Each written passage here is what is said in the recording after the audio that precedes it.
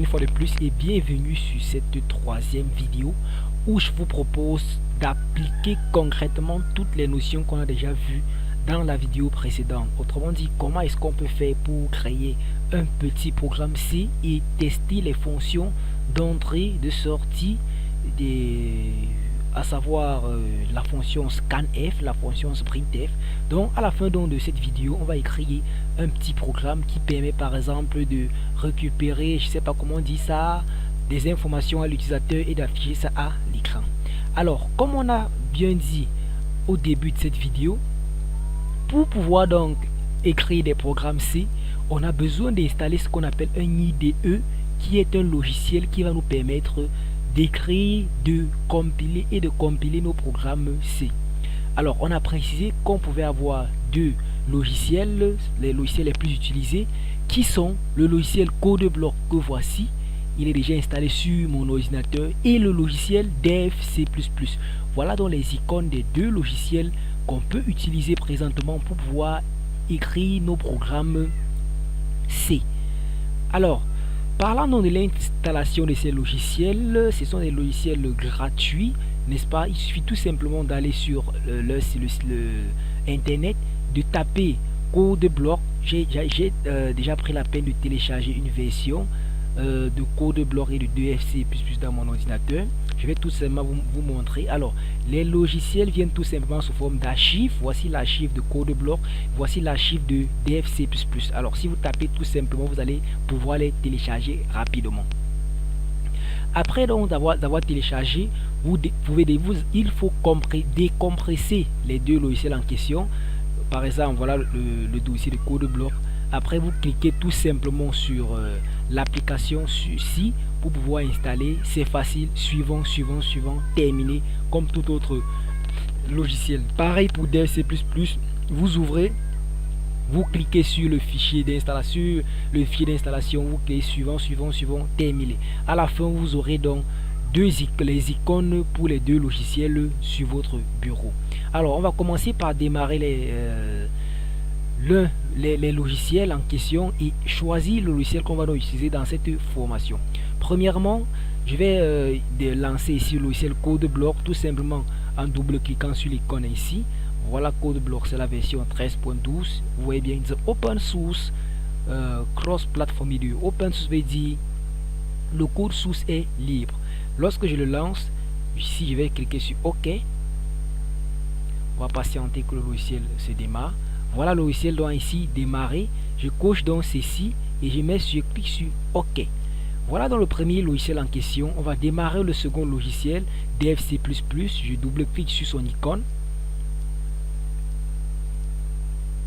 Voilà donc le deuxième logiciel lancé. Alors pour pouvoir donc créer un projet C sur DevC++, il suffit de venir sur l'interface comme vous voyez en question. On va pas trop perdre le temps puisque je vais plutôt utiliser CodeBlock pour pouvoir faire cette vidéo. Donc on clique sur fichier, on sélectionne nouveau, on passe sur project. Maintenant on clique quoi? Console application, puisqu'on va développer des trucs en console, pas des interfaces graphiques. On clique sur OK. Vous voyez ici, c'est coché C++ project. On veut plutôt faire du C. On clique ici et on clique sur quoi? OK.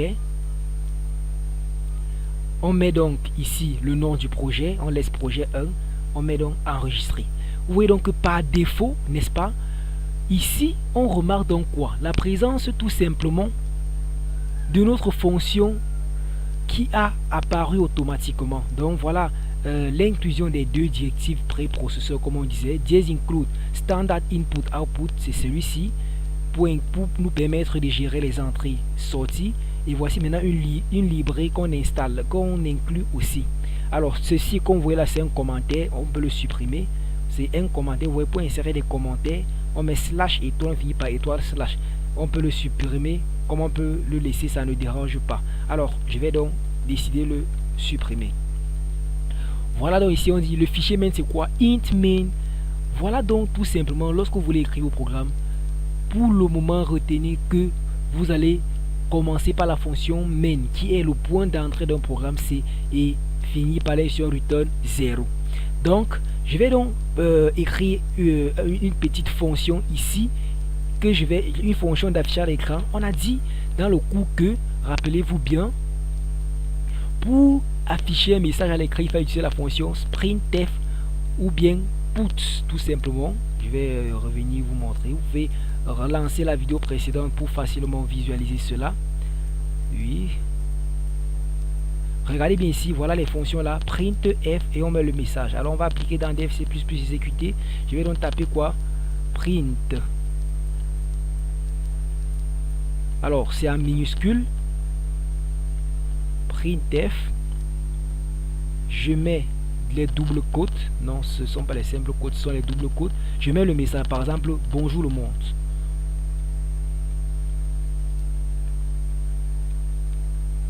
Je finis l'instruction par un point virgule. Je mets maintenant CTRL S pour enregistrer.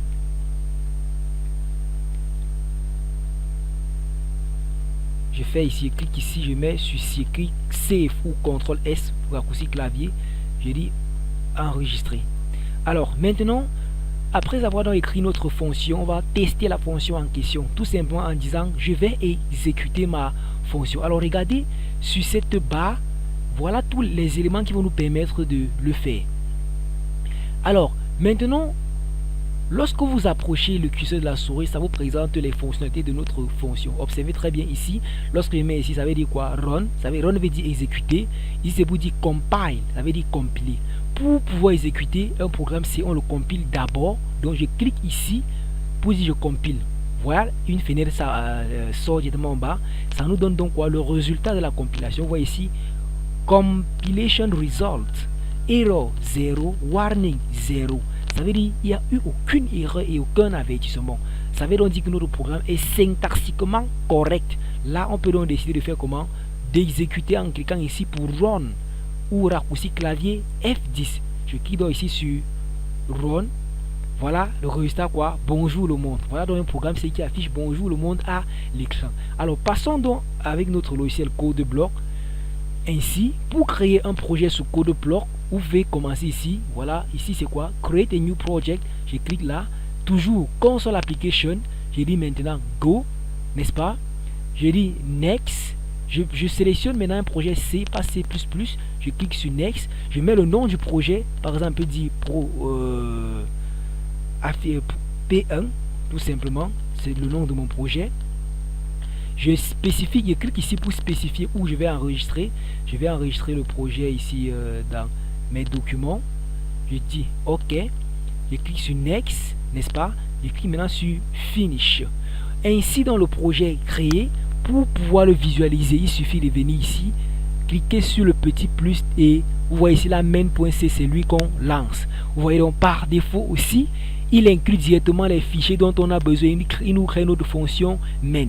Pour pouvoir donc tester, voilà, il y a ici printf yellow world, ça veut dire ça va afficher à l'écran yellow world. Alors ne vous inquiétez pas, le /nc c'est pour dire aller à la ligne. Ici maintenant pour le compiler et exécuter, qu'est-ce qu'il faut faire? Regardez là, ici c'est pour faire quoi? Pour compiler, ici ça veut dire build, ça veut dire comme c'est l'équivalent de compile en DFC++. Ici c'est run, ça veut dire exécuter. Ici c'est build and run, ça veut dire on compile et on exécute une seule fois. On va d'abord le compiler, autrement dit on clique sur build. Il va tester si notre programme contient des erreurs. Vous voyez dans la console ici on met quoi? Process terminated with status 0 minutes secondes. Voilà le temps de l'exécution du projet, c'est ça, de la compilation. On dit error, 0 error and 0 warning, ça veut dire le projet aussi syntaxiquement correct. On peut maintenant venir ici donc l'exécuter en cliquant ici sur run comme vous le voyez là et voilà le résultat bonjour le monde yellow world. Maintenant on va tout simplement utiliser les fonctions. On va écrire un programme, un petit programme qui va nous permettre de récupérer l'âge de quelqu'un et de l'afficher. Alors regardez bien, en utilisant la fonction printf, on va d'abord dire entrez votre âge.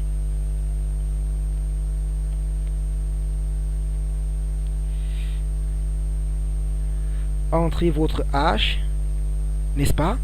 Maintenant, après avoir écrit entrez votre âge, je vais utiliser dans la fonction scan pour pouvoir récupérer l'âge en question.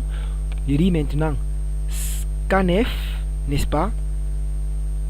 Je mets ici les doubles quotes, observez très bien. Maintenant, qu'est-ce qu'il faut faire? Il faut spécifier, comme on a dit pour utiliser la fonction scanf, utiliser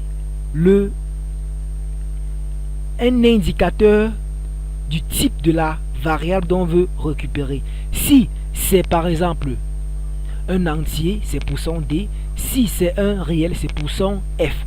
Comme c'est un entier, on va utiliser quoi? %. Ici, %d, n'est-ce pas? Point virgule, on met la virgule. On met maintenant quoi? Et commercial, comme vous pouvez le remarquer ici, le nom de la variable âge. Je finis mon instruction par quoi? Par le point virgule. Maintenant, étant donné qu'on utilise là, ici, il faut déclarer l'âge en utilisant quoi? Int, n'est-ce pas? Je déclare donc une variable de type entier pour l'âge. Int âge, je finis par le point virgule. Maintenant, j'enregistre mon fichier. Vous voyez donc que lorsque je récupère là, il me faut encore donc faire comment? Utiliser l'instruction d'affichage pour afficher l'âge à l'écran. Je viens ici, je dis par exemple copier. CTRL-C pour copier. Je vais utiliser la même fonction, utilisons les raccourcis. Je dis CTRL-C, je dis maintenant CTRL-V. Je dis maintenant, votre âge est... Votre âge est, n'est-ce pas? On va aller lentement les amis. Votre âge est, je vais afficher par exemple quoi ici? Le contenu de la variable âge. Donc comme c'est une variable de type entier, je vais placer mon %d pour dire c'est ici que je vais afficher le contenu.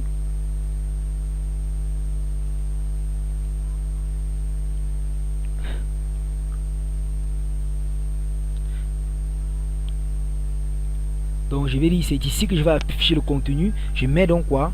Les doubles quotes. Je dis ici quoi? %d, n'est-ce pas? Observez très bien les amis. Je mets donc ici quoi? %d. À la fin, qu'est-ce que je fais? Je mets donc quoi? Un virgule et je termine donc par la variable quoi? Âge. Je finis par la variable âge. Vous voyez, ça reconnaît que âge est le type donc quoi? Entier. Alors maintenant, après avoir fait donc ceci, je vais donc, qu'est-ce qu'il faut faire? Il faut venir faire comment? Compiler notre projet. Autrement dit, en cliquant sur quoi ici? Sur Build, n'est-ce pas les amis? Vous venez ici. Je vais donc d'abord présentement laisser une erreur pour pouvoir vous montrer comment est-ce qu'on fait pour répertorier les erreurs en programmation C. Allons-y, effectuer la compilation. Il est ici Build. Vous regardez ce qui s'est passé. On dit ici quoi? Vous voyez le point rouge ici. Ça veut dire que notre programme n'a pas été bien compilé. Alors, qu'est-ce qu'il faut donc faire? Comme le programme n'a pas été bien compilé, ça veut dire que notre programme contient une erreur. Il faut donc venir identifier l'erreur en question pour pouvoir... Il faut donc identifier notre erreur en question pour donc pouvoir facilement compiler le programme et visualiser quoi? Le résultat. Alors, allons-y donc identifier notre... Donc les gars, lorsque vous regardez là, je vais donc venir corriger l'erreur en question et recompiler pour pouvoir vous montrer comment est-ce qu'on détecte l'erreur. Je vais donc poser l'erreur exprès. Regardez très bien ici, lorsque je viens là, l'erreur est sur la fonction printf. Ça veut dire que j'ai raté la syntaxe d'utilisation. Pour spécifier le %d, on a dit on ne le met pas dans les doubles quotes. Donc qu'est-ce qu'on va faire ici? On va supprimer les doubles quotes de la fonction printf qu'on a utilisé ici. Les doubles quotes, c'est uniquement à la fin de la fonction. Donc je vais venir ici, enlever ces doubles quotes une fois, j'enlève deux fois. Vous voyez donc que le %d n'est pas dans les doubles quotes. C'est donc ça qui posait notre erreur, qui causait l'erreur. Je vais donc enregistrer rapidement ici en quittant sur CTRL S ou bien là. Je vais donc recompiler, observer. Build. Voyez maintenant, il n'y a plus de carré rouge. Ça veut dire que notre programme est donc syntaxiquement correct. Pour le vérifier, on vient dans la console, on voit ici error 0 et warning aussi 0. On va donc venir exécuter le projet puisque le projet est déjà correct en cliquant ici sur Run. Je clique donc ici. On dit entrez votre âge. Je suis l'utilisateur, j'utilise donc mon clavier pour saisir l'âge. J'ai par exemple 24 ans, n'est-ce pas? J'ai 24 ans. Je clique donc sur Entrée pour valider le résultat. On me dit donc quoi? Votre âge est 24 ans. Donc, vous voyez donc que dans cette vidéo, on a utilisé la fonction d'affichage à l'écran printf et aussi la fonction pour récupérer une variable au clavier scanf. Donc voilà les amis, c'était tout pour cette vidéo. Dans la prochaine vidéo, on va continuer notre exploration en voyant concrètement comment est-ce qu'on peut utiliser les structures de contrôle en C. Donc avec ce qu'on vient de voir, vous voyez donc que vous pouvez écrire des petits programmes qui contiennent des instructions simples et pas d'instructions par exemple de contrôle.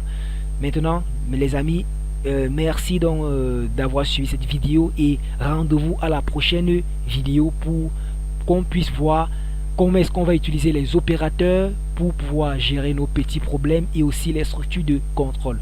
Merci, on se voit donc dans la prochaine vidéo. Alors déjà merci à vous de m'avoir suivi tout au long de cette vidéo et n'oubliez surtout pas, si vous êtes nouveau sur la chaîne, commencez premièrement par vous abonner. Tout le monde connaît la procédure d'abonnement en cliquant sur la touche s'abonner et ensuite activer la cloche de notification pour pouvoir donc avoir des notifications concernant des nouvelles vidéos que je vais poster sur toutes les autres parties de votre programme du lycée, que ce soit en programmation HTML, JavaScript, base de données, invite de commentaires, ainsi de suite. Et les amis, partagez massivement cette vidéo pour pouvoir faire bénéficier vos camarades de ce petit chef-d'œuvre. Alors merci et bonne journée, bonne soirée à tous.